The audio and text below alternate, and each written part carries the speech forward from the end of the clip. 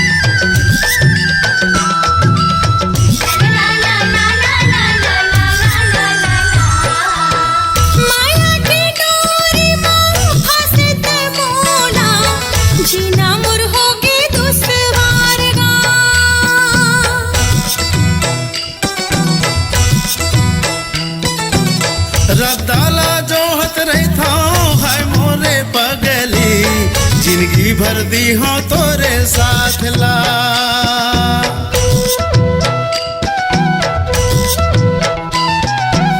माया के डोरी में फंसे ते मोला, जीना मोर होगी दुश्वार गा, रब दाला जोहत रही था है मोरे पगली, जिंदगी भर दी हो तोरे साथ ला, संगे माँ जीना मरना नो है लावारी रे, माया ला राखे रहबे देबे चिन्हारी रे, माया ला राखे रहबे देबे चिन्हारी रे, संगी संगवारी छुट गए पीरा हो गए भारी रे, संगी संगवारी छुट गए पीरा हो गए भारी रे, तोर बिना सुनना लागे माया के फुलवारी रे, जबले मैं देखे तोला खावत हूँ गारी रे, जबले मैं देखे तोला खावत हूँ गारी रे।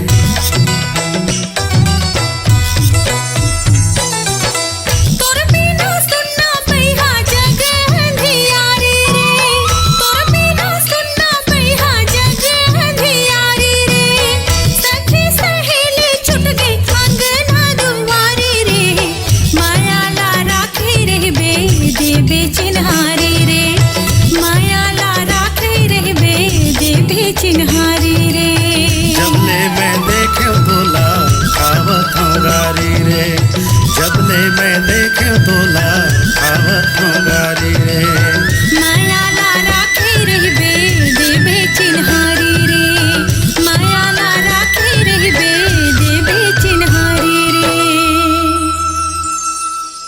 अपनी आवाज को दीजिए एक नया मुकाम, डिजिटल रिकॉर्डिंग की दुनिया का जाना पहचाना नाम स्वरांजलि।